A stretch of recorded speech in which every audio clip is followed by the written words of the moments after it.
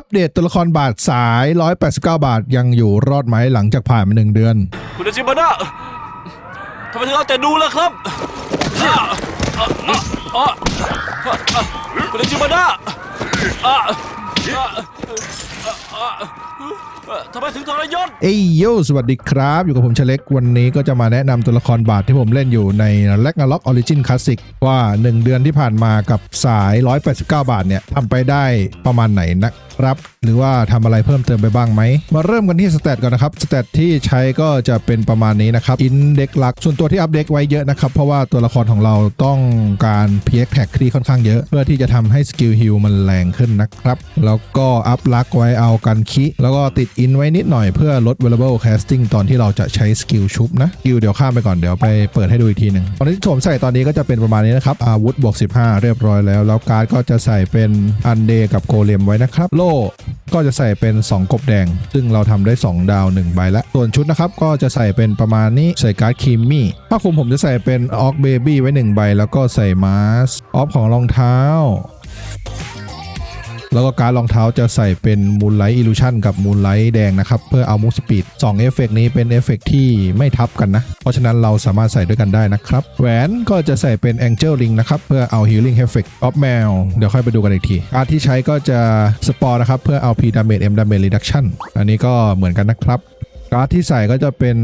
Warm Tail เอา M Damage P Damage Reduction กับการ์ดหนูเขียวเพื่อเอา P Attack M Attack เปอร์เซ็นต์นะครับส่วนหัวก็จะใส่เป็น Illusion of Hero เพื่อการสตันสักนิดหน่อยแล้วก็ใส่การ์ดที่น่าจะเป็นหมีไฟครับจะช่วยลดดาเมจธาตุไฟก็คือตัวละครนี้จะเป็นตัวละครที่เดินตามมาส่วนมากนะครับก็เลยทำป้องกันกระจายไปให้มันทั่วๆนะครับการ์ดหน้าก็จะใส่เป็นการ์ดที่ได้ Healing Effect นะสามารถแลกได้โดยใช้20เศษฟ้าส่วนปากก็จะใช้เป็นดอปเปอร์กับการ์ดกันเผา 3% อันนี้มันทำ2ดาวนะครับเลยได้ 3% มาส่วนหลังก็จะใส่อันนี้ใส่ไว้เฉยๆนะครับลองแลกมาใส่เล่นๆก็ยังไม่ได้แลกมาเพิ่มก็มันห่างกันแค่8เองก็เลยไม่ได้ทำเพิ่มนะส่วนการ์ดของชุดแฟร์ก็ยังไม่มีนะปัจจุบันก็ยังไม่ได้ใส่อะไรนะครับออฟแมวที่ใช้ตอนนี้ก็จะเป็นประมาณนี้นะครับจะใส่เพิ่ม PX Tag ทั้งหมด PX Tag PX Tag PX Tag PX Tag ทุกอย่างที่ได้ PX Tag ผมจะใส่หมดเลยนะครับส่วนที่เป็นปากกับหน้านะครับผมจะใช้เป็นคีเลต3แถวประมาณนี้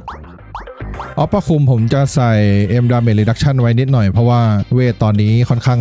แรงเลยแล้วเดี๋ยวอัพแพดมาคาดว่าวิสาดอาจจะแรงขึ้นอีกชุดออฟแมวในส่วนของชุดนะครับก็กันคิโลก็กันคิรองเท้าก็กันคินะครับส่วนขนนกที่ใช้ก็จะประมาณนี้ผมใส่ดักเทียเต็มคนข่าวที่มีผมก็จะอัพดักเทียทั้งหมดคนนี้จริงๆมันใช้ค่อนข้างเยอะในการแลกนะครับเพราะว่าตอนนี้ขนนกเรายังไม่ได้มากเพียงพอก็เลยไม่ได้ดันขึ้นมาสูงมากใส่ไว้แค่นี้เองจริงๆอาจจะต้องเปลี่ยนเพื่อทำให้เซตมันเพิ่มขึ้นแล้วทำให้สเตตเราเพิ่มขึ้นก็ได้นะแล้วแต่จะจัดสรรกันนะครับส่วนขนของช่องดำก็จะใช้ประมาณนี้นะครับจะใช้เป็นโซเทียเหมือนคลิปที่ผมเคยทำไปก่อนหน้านี้วิทมันทำให้เราโดนไบโอแรงขึ้นมากๆก็เลยตัวละครนี้จะไม่อัพวิทเลยแม้แต่น้อยนะครับถ้าเลือกได้ขนนกก็ประมาณนี้ครับเมดัลที่อัพก็จะประมาณนี้ PX Tag ติดไว้นิดหน่อย P Damage Reduction M Damage Reduction นะครับสเตตในตัวแบบไม่มีบัฟก็จะประมาณนี้นะครับ PX Tag ประมาณ 3,800 PDEF 2,900 MDEF 800 กว่านะครับเนื่องด้วยตัวละครบาทมันมีพาสซีฟที่ทำให้ดาเมจค่อนข้างเยอะออฟแมวก็เลยสามารถไปโถมตรงส่วนของคีเลสได้ค่อนข้างดีนะครับคีเลสผมก็เลยมีทั้งหมดตอนนี้130ซึ่งช่วยกันพาราได้ดีขึ้นเยอะมากๆอาชีพพาราดินเนี่ยไม่สามารถกันได้ด้วยการ์ดกบแดงแต่ว่าการ์ดเอ็ดการ์ในส่วนที่เพิ่ม P Damage Reduction เนี่ยอาจจะช่วยกันได้แต่การที่เราตัดดาเมจจากต้นทางของพาราดินไปเลยก็คือเราตัดตัวคีเลสของเขาไปเลยเนี่ยทำให้ดาเมจเขาหายไปเยอะมากตรงนี้ส่วนตัวคิดว่าน่าจะคุ้มกว่านะครับก็เลยอัพออฟแมวประมาณนี้นะส่วนค่า PVP สายฟรีแบบผมจะเรียกว่าถ่ายฟรีได้ไหม189 บาทสาย189 บาทแล้วกันก็ประมาณ 1,100 นะครับกันขนาดกลางของผมอยู่ที่ 15% กันขนาดเล็กอยู่ที่ 4% ซึ่งตัวนี้แมวก็ค่อนข้างเริ่มจะมาแล้วนะอาจจะต้องบาลานซ์ของใหม่อีกทีหนึ่งแล้วก็ผลจากการมีกบแดง2ดาว1ใบแล้วก็กบแดง1ดาว1ใบนะครับทำให้ดาเมจรีดักชั่นจากเดมิฮิวแมนลดลงเนี่ย 40% เลยก็ตรงนี้ก็ช่วยได้เยอะนะครับสำหรับอาทิตย์ที่ผ่านมาที่มีการ์ดคูณ2ทำให้คนน่าจะมีการ์ดให้ด้า1ดาว2ดาวกันเยอะขึ้นนะในส่วนของการป้องกันธาตุนะครับอย่างที่บอกไปนะครับก็คือตัวละครนี้จะเป็นตัวละครที่เดินตามค่อนข้างเยอะนะครับก็เลยจะพยายามบาลานซ์ธาตุให้มัน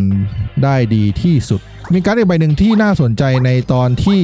วิสาจกำลังจะมาเป็นเมตาอีกรอบหนึ่งก็คือการ์ดใบนี้นะครับพอดโดฟูอ่านว่าอะไรวะนี่แหละที่จะช่วยเพิ่มการป้องกันดาเมจธาตุน้ำอีก 13% ตรงนี้ผมก็จะไปใส่เป็นประมาณนี้นี่อัปเดตป้องกันธาตุนะครับอันนี้ธาตุลมผมก็จะสามารถกันซอได้ดีขึ้นสกิลธาตุไฟก็อาจจะกันพวกพื้นไฟไบโอหรือว่าเมเทโอได้ดีขึ้นนะครับสกิลธาตุน้ำก็จะช่วยป้องกันวิสาจตรงนี้ก็ค่อนข้างโอเคไร้ธาตุก็จะกันพวกแอดพวกพาราดินได้นิดหน่อยนะครับส่วนใหญ่ก็ผมจะบาลานซ์ไว้ประมาณนี้นะแล้วแต่สถานการณ์ในกิจกรรม PVP ใหญ่ๆอย่างเช่น WOE หรือว่ากิลลีกเนี่ยเราค่อนข้างเจอวิสาจอะไรพวกนี้เยอะก็เลยอาจจะต้องเพิ่มน้ำไว้หน่อยประมาณนี้ครับสัตว์เลี้ยงที่ใช้อยู่ในปัจจุบันก็จะเซตนี้เลยนะครับด้วงขั้น 5 แล้วส่วนเจ้ากาน้ำชานี้ก็สามารถช่วยน็อกแบ็กศัตรูได้นิดหน่อยก็เอาจริงๆก็ค่อนข้างมีประโยชน์เหมือนกันนะไม่ได้แย่เลยหมูแล้วก็ปลาหมึกอีกส่วนหนึ่งที่ทำให้เราได้ค่า PDF MDF เยอะขึ้นนะครับก็คือคุณสมบัติถาวรของการอัพ DY Armament ใน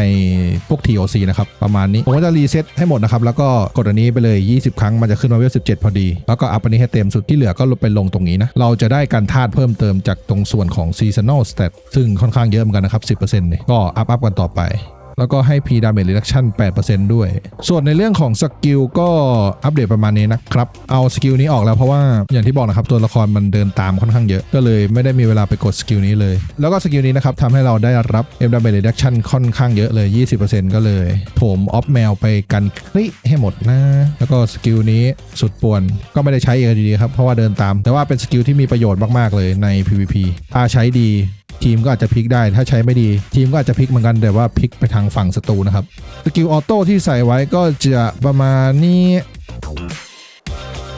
อัปเดตคร่าวๆตัวละครนี้หลังจากผ่านมา1 เดือนก็ประมาณนี้นะครับใครมีอะไรสงสัยเพิ่มเติมก็พิมพ์คอมเมนต์ถามไว้ได้เลยอาจจะไม่ค่อยได้อัพคลิปตัวละครบาทเท่าไหร่นะครับก็ฝากกดติดตามช่องนี้ไว้ด้วยนะครับไปแล้วครับบ๊ายบายสวัสดีครับ